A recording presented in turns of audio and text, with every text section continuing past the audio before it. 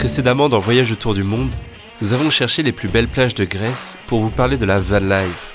Vous êtes de plus en plus nombreux à débuter ce type d'aventure et on avait envie de vous expliquer un peu les fondamentaux avant de partir à l'étranger.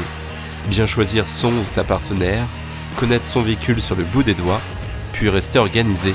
Ensuite nous avons rejoint le massif de l'Olympe, l'une des plus célèbres montagnes au monde, due à la mythologie grecque. Bienvenue à vous dans le nouvel épisode.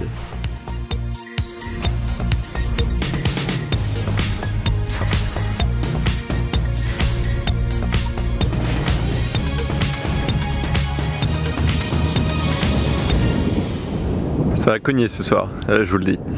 Alors, où sommes-nous pour avoir un temps si particulier? Eh bien, nous venons de descendre du mont Olympe et on a un peu roulé. En fait, on part direction vraiment l'Italie, quoi.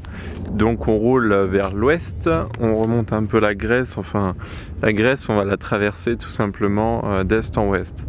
On monte pas vraiment vers la Macédoine et tout. Et du coup, qu'est-ce qui se trouve ici après le mont Olympe? Ce sont les météores. Les météores, voilà, j'ai failli avoir un trou. Les météores qui sont quelque chose de très particulier que j'avais envie de voir depuis un petit bout de temps. Et puis là, ça tape au sommet des météores. C'est quand même très impressionnant, quoi. C'est avec des monastères qui sont construits en haut de ces pitons de roc, en fait. Ces rochers énormes, et je trouve ça vraiment magnifique.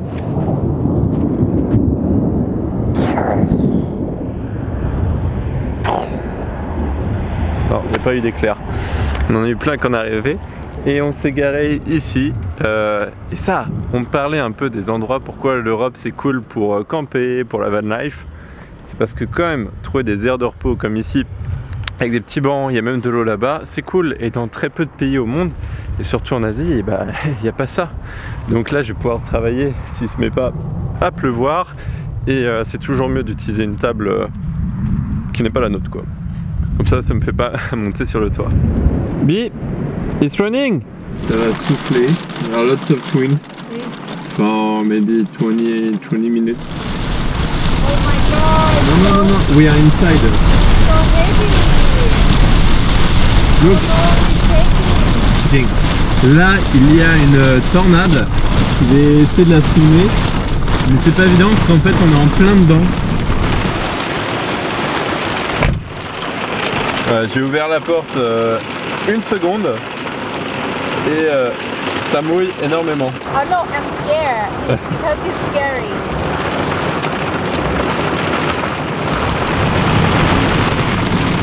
En attendant que la tornade passe, vous pouvez découvrir nos photos de Grèce, car c'est l'une des destinations van life les plus populaires. Rendez-vous sur mon compte Instagram juste avant Collen pour en savoir plus. Moi qui pensais que la tempête allait passer après quelques heures, finalement hier soir, elle n'est jamais passée. Là, je viens de me réveiller, donc on a pris le 4x4 sur 1 ou 2 km et aussitôt en fait on se réveille un peu au pied des météores et je trouve ça vraiment fantastique, incroyable. D'après la légende, les dieux auraient lancé venant du ciel ces gros je sais pas, cailloux, quoi. Puis après les gens ont cru, donc ils ont construit des monastères. Alors évidemment, quand on voit toutes ces météores de loin, on se demande comment on peut monter dedans. Alors c'était ma première question.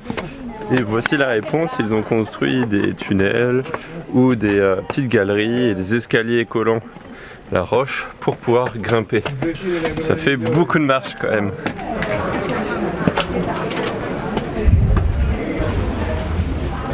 Voilà, c'est extrêmement grand et il y a aussi beaucoup de monde, donc je sais pas, la visite est assez spéciale pour nous, mais de l'extérieur en tout cas c'est magnifique. Love is too precious to trade for rested eyes, and you look beautiful in the morning light.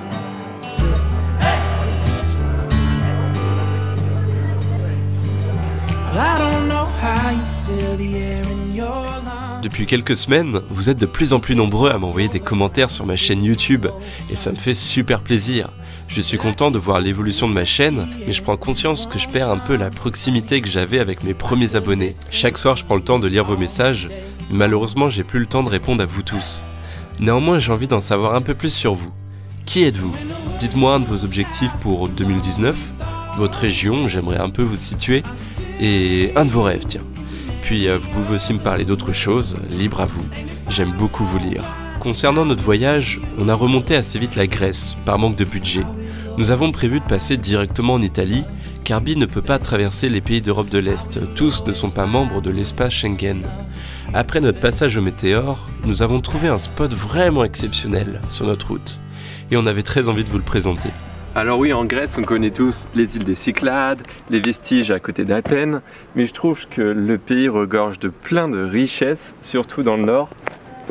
Je m'attendais vraiment pas à ça, tu vois, à tomber sur le deuxième plus grand canyon au monde, et après celui des US. Mais ici, c'est impressionnant.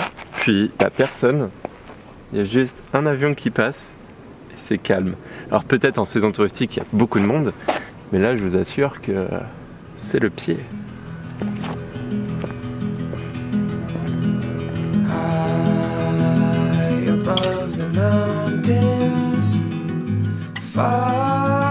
Alors là on est chez frère Yorgos, il nous a gentiment laissé entrer sur cette terrasse qui est pas mal.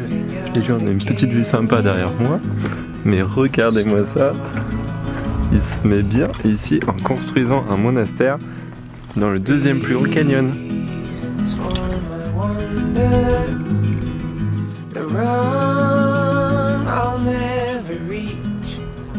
Et ici, ce sont les toilettes. Et tu peux voir, passons un peu les détails, mais tomber dans ce grand canyon de 900 mètres de profondeur, ça doit être quelque chose de magique. Allez hop. I must show to people how nice I am with you. But actually, that is just a video done with it. The real life never happened. Oh, never happen. Vas-y, Bi, go. I want just check if this fix is strong.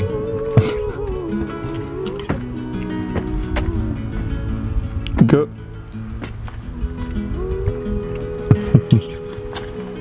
Certaines zones du canyon sont accessibles à pied, et c'est vraiment extraordinaire de pouvoir s'y aventurer. Aujourd'hui, le top 10 des plus beaux canyons sont remplis de touristes et d'infrastructures pour sécuriser la zone. Ici, on peut encore explorer, se perdre et même tomber, mais je vous le souhaite pas. Ce que je veux dire, c'est qu'avec le tourisme de masse, on perd de plus en plus le libre accès à des zones naturelles.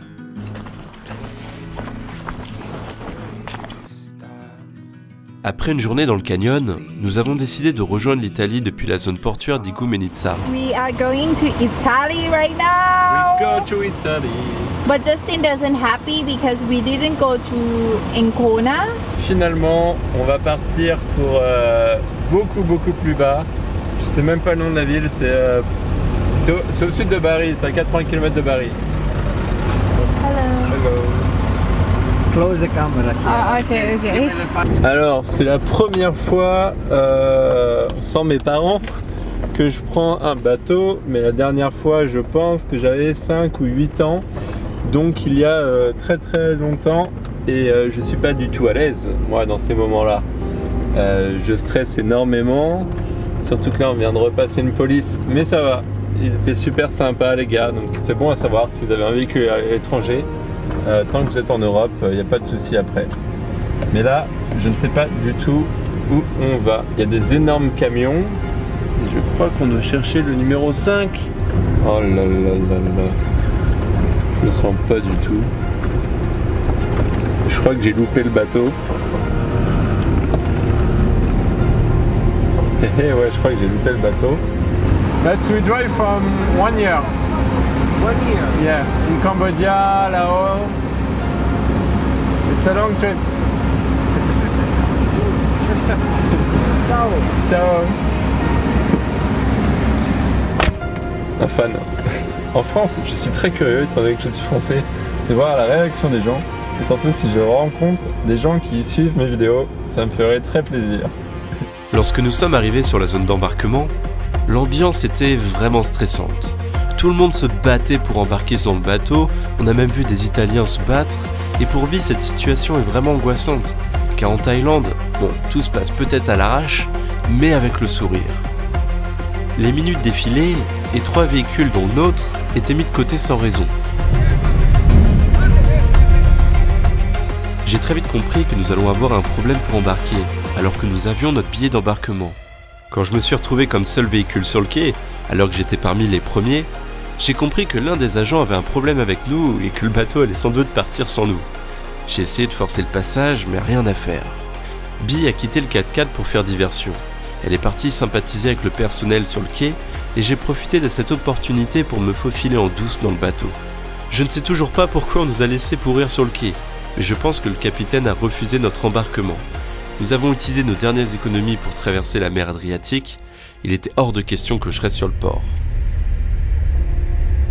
Et j'ai eu peur parce que quand ils nous ont dit ouais, mettez-vous à côté du bateau et tout ça, on n'était plus en face du point de chargement. Alors je me suis dit ça y est, tout ça parce qu'on est des Thaïs quoi. Racisme. Non mais là on est dans le bateau, je suis rassuré. On va attaquer le périple en Italie. Alors c'est parti pour un prochain épisode. Ah non, je vais vous montrer dans quoi on va dormir, ça peut être marrant. Avec Bee, nous redoutons l'Italie depuis le début de notre voyage, car c'est la destination la plus dangereuse après l'Inde dans notre itinéraire.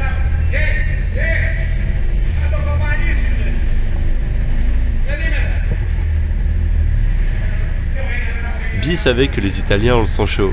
C'est un vrai sketch de voir les voituriers guider nos manœuvres. Regardez, écoutez bien, c'est assez rigolo. Notre 4x4 est équipé de pneus très volumineux pour un meilleur confort sur des pistes. Mais quand il s'agit de manœuvrer, nous sommes très limités par les tours du volant. Nous ne pouvons pas braquer à fond et ça l'énervait trop.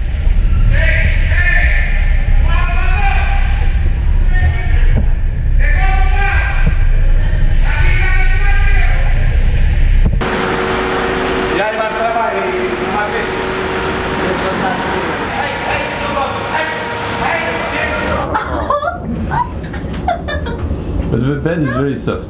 Oui. Oh là là là là là, là je vais passer des détails parce que pour se garer, ça a été un grand n'importe quoi. Mais le gars c'était un fou, genre il insultait tout le monde et vraiment en italien en plus. Alors je sais pas, je trouve que les insultes ont une connotation encore plus forte quoi. Et puis d'un coup en fait, dès que les dames sortaient des voitures, aussitôt très gentleman le gars. Mais un fou, et il tapait sur les vitres et tout. Passons un peu les détails, je vous montre la chambre qui est très vieillotte, mais ça va être drôle. Ici, il y a le lit. Là où j'ai posé ma caméra, c'est un mini bureau, mais là je vais pas bosser, je suis fatigué. Une coiffeuse ici, et... Oh non! Puis le bateau, c'est un bateau classique. Bon, il est petit, mais il y a une salle de cinéma, un casino et je sais plus ce qu'il y a d'autre, un restaurant. Bon, ça reste un vieux bateau hein, quand même. Stop! Celle-là! Stop! Plus loin, plus loin.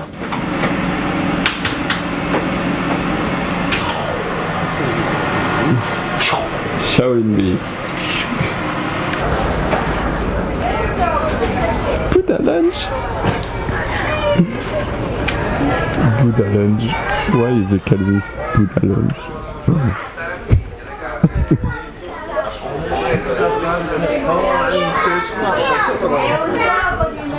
Bee, the misunderstanding about the Buddha. It's not a real Buddha. It's a Buddha from China. It's not a Buddha like, En fait, là, on est dans un endroit qui s'appelle le Buddha Lounge, mais il y a plusieurs sortes de Bouddha, plusieurs versions du Bouddha et tout ça. Et là, c'est un vieux Bouddha chinois. Do you don't like this Buddha? Why? It's not my Buddha. It's broken my heart. Oh. When I see Buddha lounge, Buddha! En fait, là, But c'est when I see that, le gros Bouddha chinois, Chinese Buddha. Chinois, no Thaïlandais. C'est pas le Bouddha thaïlandais. Alors, finalement, on n'est pas parti se coucher parce que j'étais quand même curieux de découvrir le bateau un peu. Et c'est quand même vraiment un vieux bateau. This is my Titanic.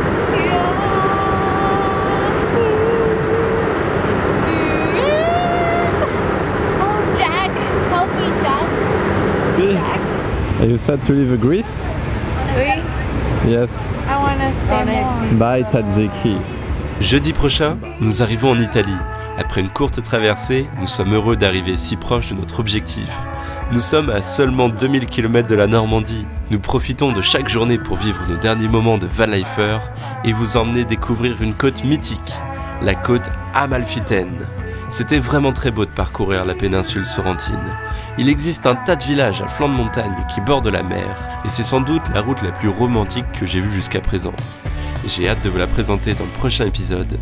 Rendez-vous jeudi, car la découverte du monde n'attend pas.